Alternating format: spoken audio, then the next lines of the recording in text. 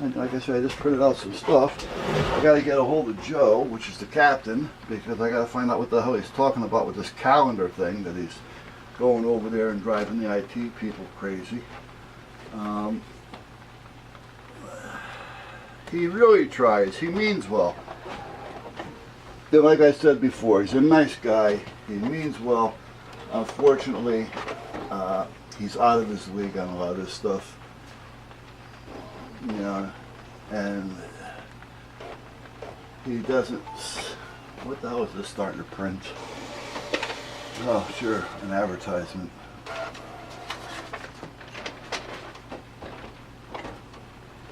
Good. Now shut down. Thank you. Yeah, even when it's shut down, it prints an address. That prints an advertisement. And I've tried to disconnect all that. He's a nice guy, but again, I said it before, he's out of his league, and if he would just let other people do, he'd be fine, you know. But he tries to do things he's not familiar with, plus he has a problem with communicating. The other night, him and I went to a training session that the department was having, only because he wanted to talk to one of the training officers there. And in the interim of this, we ended up talking to somebody, you know, a captain. And as he's talking to him, he's confusing the captain as to what he's trying to get across. Now, I know what he's trying to say, however, the captain doesn't. I wanted to cut in, but I didn't. You follow me? It was one of these things. Eventually, the captain just walked away, saying, oh, okay, we'll see what we can do, blah, blah, blah, blah. You know, gave some generic answer and kind of walked away and went on to the training. And this is what happens. He doesn't know how to communicate what he's trying to get across, you know, which makes it tough. Well, there's two things he can do. I would probably recommend for him to step down and let somebody jump in there that's willing to either get things done or listen anyway, or sit back and delegate, do nothing. Nothing at all. Just be a figurehead and let us take care of you. But see, he doesn't want to do either, you know. And even on that side, with him just sitting back and letting us run the show, so to speak, for him, would be a problem, because he would definitely screw up somewhere on the communications between us and him, and it would just be a nightmare. I mean, again, and it's hard because, like I say, he's a real nice guy. He really is. Actually, everybody in the squad are nice guys. You know, they really are. A couple of them, though, are really getting up there in years. One had knee surgery 3 times. He's 83 years old. He's still limping around. He needs some more surgery. So he's actually talking about pulling out, but he wants to stay in, you know, and stay active, because basically that's his life. He's been doing it for 40, 50 years. So that's all he actually knows. So, you know, well, I don't want to say we deal with it or we take care of him, because he actually takes care of us with all of his knowledge. You know, but maybe we should give him a position to where he can get more involved in lecturing the new guys and keep an eye on them on a scene. You know, let him be the go-to guy on the scene, so he doesn't have to get involved and try to hustle. He can stay there, keep an eye on the guys, and, you know, if he sees them doing something that's going to be dangerous for them or somebody else, he can at that point stop them from that happening. So there's things that he can do actually, and and it's good stuff. You know what I mean? He's still a value. He's an asset at this point. All right, guys. Other than that, I gotta see what I have around here to make me busy for a while. The boys are all laying down. Lance is outside. Duffy's inside. What's going on with Duffy, by the way, is I talked to the vet. You know, sometimes you don't want to think it, but it just comes about.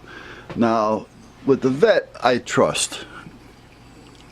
When I talked to her, I had told her this is what I want to know, because she had to talk to the person in another town that was involved with the cancer and radiology and all that kind of stuff, and you know, reading the reports and you know, analyzing the problems and all that kind of stuff. So I said to her, here's what I want to know. If we do absolutely nothing, and him being 8 years old, going on 9, how long do you think he has? That was one. The other is, what other options are there, and are they going to benefit him? They were talking about doing a ultrasound to see if there's any more anywhere else. So I says, well, that would be kind of useless if in fact what he has is not curable. So why should we have to know if there's any more if you can't cure what he has already? You know, so basically, why spend more money and why put him through that? You know, I mean, you don't want to put his later years, his ending years or months, whatever, you know, through a life of misery. He's happy right now. He's in no pain. So why make it worse? All right. And then they wanted to do a colonoscopy and check further to see if there's anything else in there. Well, then again, if what he has, that we know he has, is not curable, why are we doing any more? And then they said, well, they know what he has gone beyond the inners of his rectum.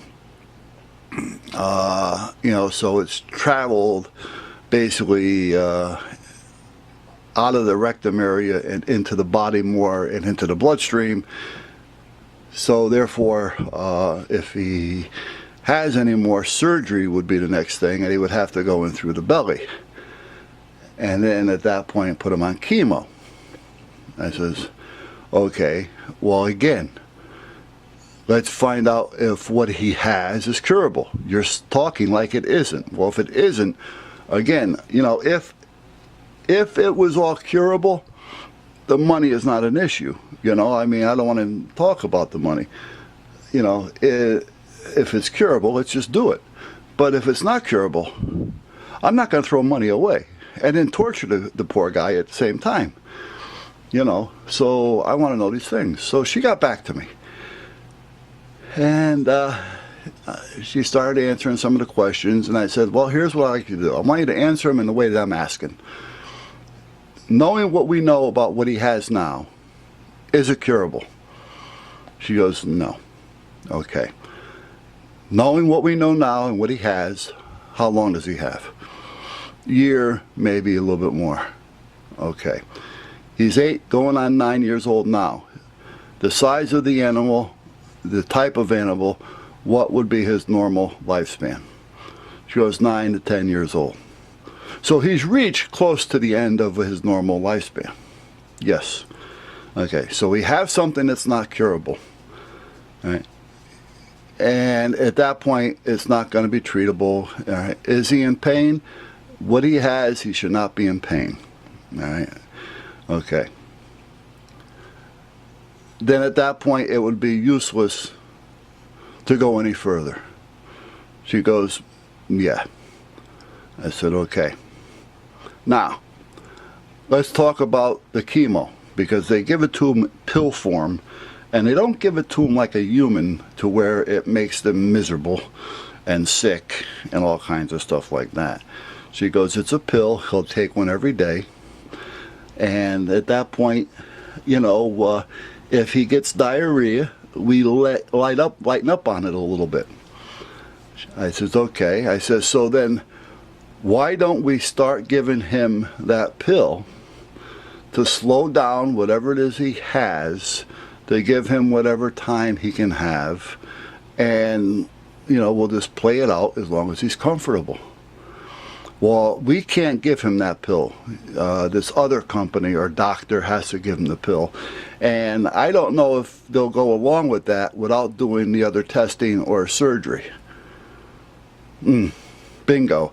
So basically, they're not going to let me possibly treat him to give him a little bit better or longer unless they do a $400 ultrasound, a $300 colonoscopy, and a $4,000 surgery.